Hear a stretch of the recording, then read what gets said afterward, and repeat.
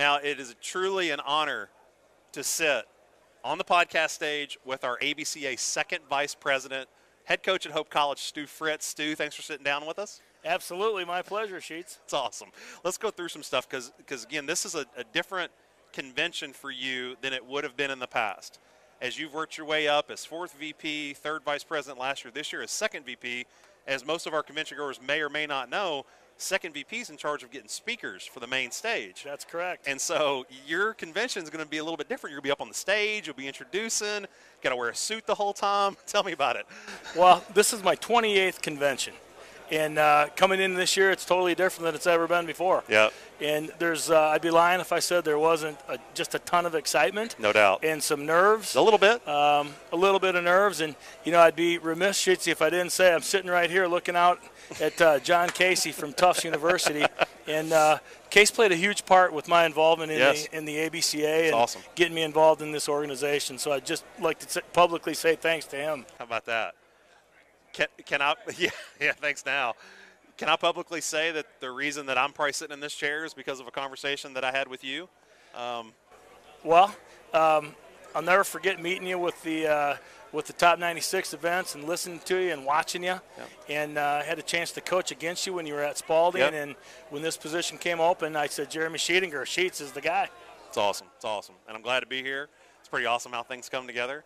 We wouldn't have envisioned this sitting on that park in Florida. We wouldn't have seen this one coming. Absolutely not. And I remember the coaches panel that we did at Adrian College for an indoor Top 96 event. We sure did. Yeah, it's just awesome to be here. God. Okay, so I'm going to go to this because I think there's a ton of guys that have been here before, like you, that got a lot of years under their belt, but there's also a lot of first-time convention goers, and that's been kind of the theme through social media is all these first-time goers, what to expect. We tried to prep them with the fact your brain's going to explode, but just embrace it and enjoy it. Can you go back to your first convention? Yeah, it was 1992 in Dallas. I was a grad assistant at University of Northern Colorado. We drove from Colorado to Dallas. We were at the Anatole Hotel here, and I just remember being in awe and not knowing you try to do everything and you try to meet as many people as you can. You try to do as many things. My advice, I guess, would be to slow down and to meet and greet, but to soak it all in. Yep. You can't do everything. There's just a ton of things to do.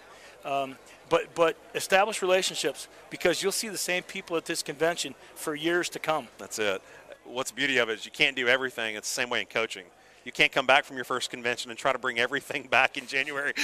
Guilty as charged. Well, and you try to put it in the first week, and then you never go back to it. Yeah, no doubt.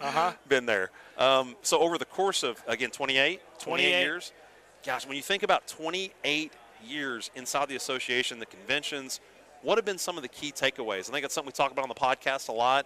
What are you hearing that immediately affects you that you bring into your program? What are some of the key takeaways you point to?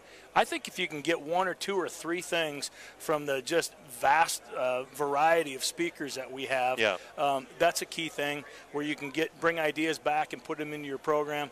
But to me, outside of the baseball knowledge, it's absolutely been relationships. It's been people, and just people that make a difference in your life. And you can bring that back to the kids and the importance of what that means.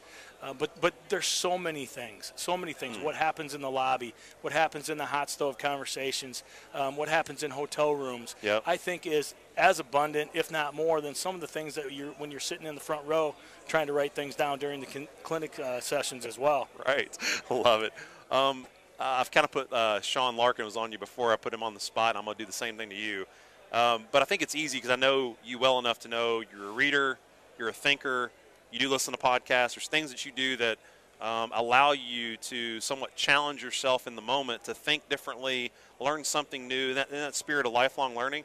Can you point to something that happened recently? I mean, dude, you've been coaching almost as long as I've been alive. Okay, let's just call it what it is. But there is always – it's a long time. But there's something that recently happened to you that you read, you listened to, you heard that you went, you know what, I could do that differently. Can you point to that? Yeah, I think there's a couple, actually. I was just talking in the exhibit hall with a couple of guys about this very thing.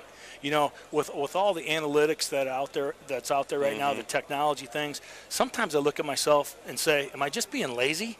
Oh, Am wow. I being lazy with not incorporating some of these things? Because I read about them, I hear about them, I see how other people are using them. Yep. And actually, one of the things I'm looking forward to the most maybe this weekend is our technology panel. Yes. Just to have 4 guys get up there and talk about what they're doing.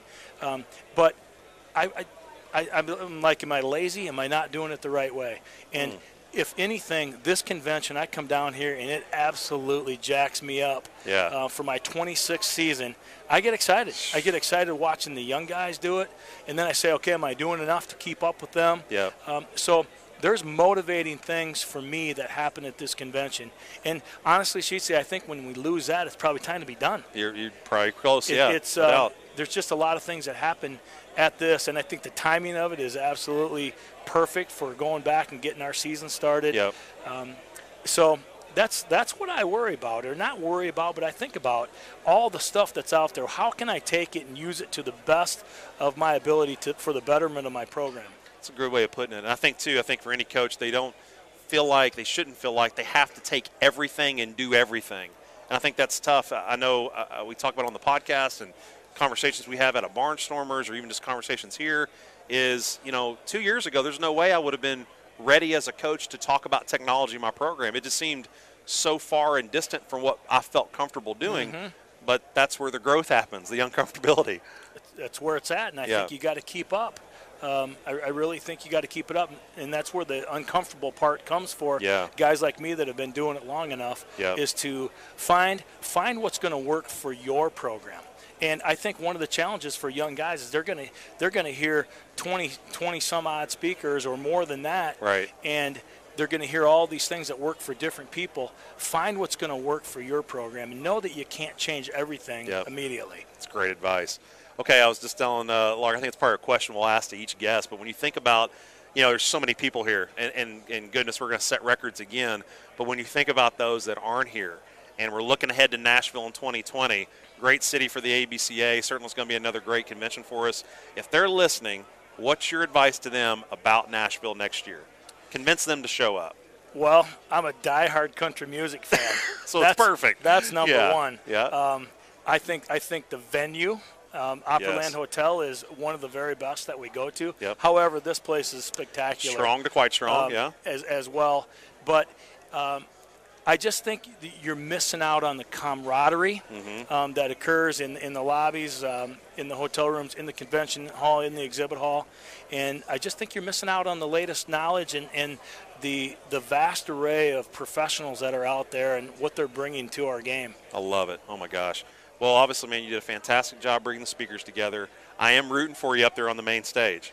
Sheetsy, I got 2 sets of steps to go up this year. I saw it. And I'm going to be honest with you, the steps aren't quite exact height. Yeah. So that concerns me a little bit going into tomorrow. So I got to have my game face on. Sending up a couple prayers for you. I need them. I'll take them. take them. But man, what an awesome convention! It's already ramping up again to be one of our biggest ever, and you had a huge hand and a huge piece in that.